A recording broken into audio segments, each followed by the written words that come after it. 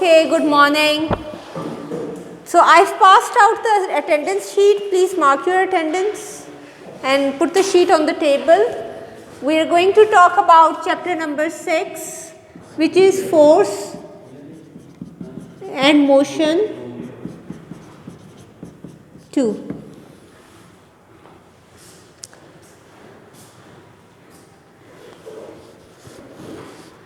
So, we have been talking about force and motion, right, already. So, this is just the same concepts that we studied before with a little bit of an addition of a term, right.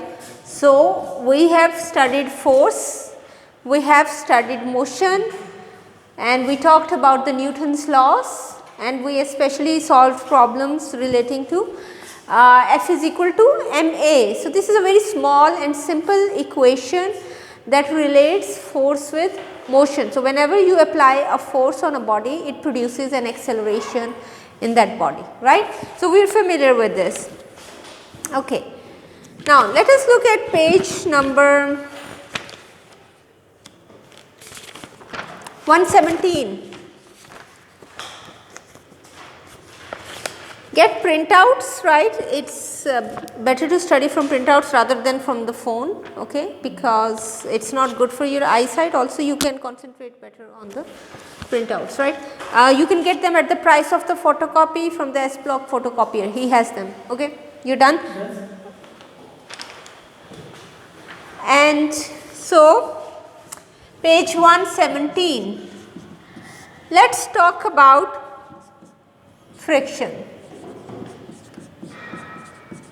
We have already talked about friction in the last chapter, and we know that there is friction. We are all familiar with this. It is a kind of a force, but it is a resistance force. It is a force that acts opposite to the motion of a body. It tries to stop the motion of the body, right. But like in the beginning, to keep things simple, we were ignoring the force of friction, right. But we know that in reality friction always exists. But then there are different scenarios, right. For example, if you have a smooth floor, you experience less friction. If you have a rough surface, you experience more friction. That is why it is easier to drive on a proper road rather than on a mud road or on a on a track with stones or something like that. So, these are examples of friction. Also, you know that whenever there is rain, there is water on the road and there is a higher chance of your bikes slipping. Many people slip because the friction is reduced. So, friction is not just a negative thing, it can be positive. Actually, we do need friction to maintain some balance in the motion. Okay. Again, there are many examples in driving, riding, walking. Walking also we need friction, You must have experienced, especially when you buy a shoe, if you look at the lower part of the shoe, you will see that shoes that are used by athletes and sportsmen normally have a very specific design and pattern in order to control the frictional forces. They do need that, right. And you will also notice that, for example, flip-flops are not recommended by doctors and orthopedics. They are not good for our health, because the way our foot is inside the flip-flop, it is not really a healthy posture for us. Also, it does not, mostly flip-flops do not have a good frictional bottom area, right. So, although people use it a lot, but they are not really recommended. So, better shoes are shoes in which they do consider these things, and especially you must have noticed when you buy new shoes, for example, especially that have a very smooth and plain surface, especially like ladies shoes, sometimes they are very slippery. So, we have to take into account these things. So, these are everyday experiences that we all have. Another example is sports. A lot of sports, there is a lot of physics involved in sports, and people who do sports professionally, they actually learn these laws in order to understand what's the angle that you will throw the ball and where it will go, that's projectile motion, right. Then you also try to understand how you minimize or maximize the force. Then you also understand how you overcome friction, for example.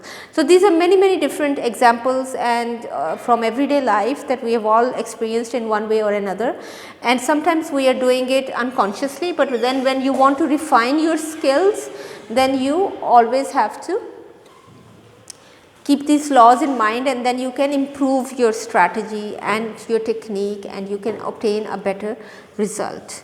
Okay. So, I am going to draw your attention to page number 117. Here we have figure 6.1. So, figure 6.1 is just a simple block on a surface, okay. That is the simplest example. Now, the first one shows you a block which is stationary. So, stationary means there is no motion. If there is no motion, what are the forces acting on this block?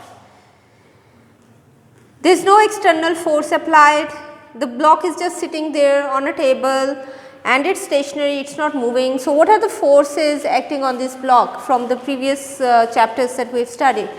So, what are the forces? Gravity is always there, right? Okay, as long as you are on the earth, you experience a gravitational force which is always acting downwards and we represent it by Fg. And opposite to gravity, there is always a force that by Newton's third law, you always have a force that balances that, and that is the normal force. Normal force is a force that acts perpendicular to the surface on which the body is lying. Last time we saw an inclined surface. So, if it is an inclined surface, you have to put your ruler and draw perpendicular on that surface. But the simplest surface is the horizontal surface. You simply draw a line upwards and that is the normal force. Okay. So, in this case you see that when a body is stationary, it is not moving, it is just there, then the forces acting on the body are equal to each other, but opposite in direction, and hence they cancel each other. The resultant is 0, and if the resultant is 0, then the body does not move. We know that, right. So, that is the first case, that is the first scenario. Okay. Now, the second case is that you have applied a force on the body now. Okay.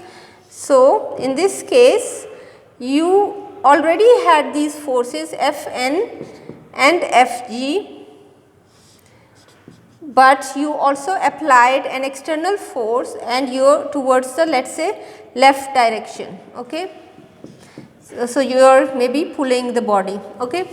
So, whenever you apply a force, if there is a heavy box sitting on this table and you start to pull it, you will experience a resistance, right?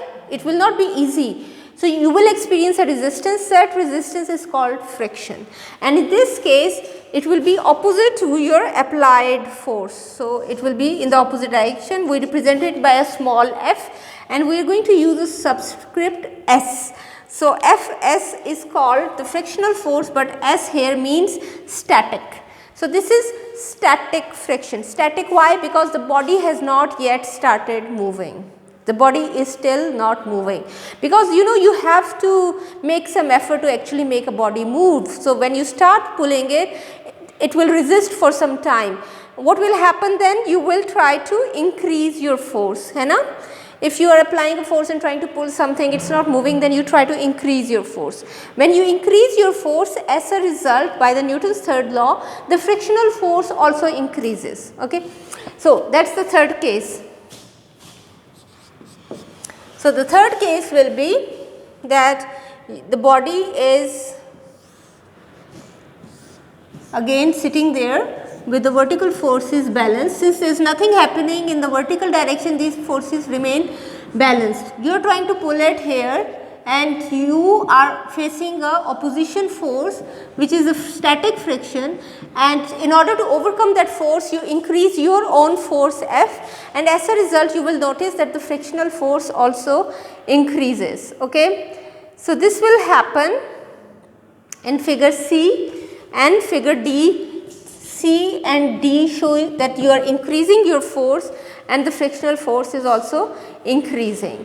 Now what happens after that is you reach the frictional force reaches a limit, and if you increase your force above that, then the body, you will be able to overcome the frictional force and you will be able to pull it. The body starts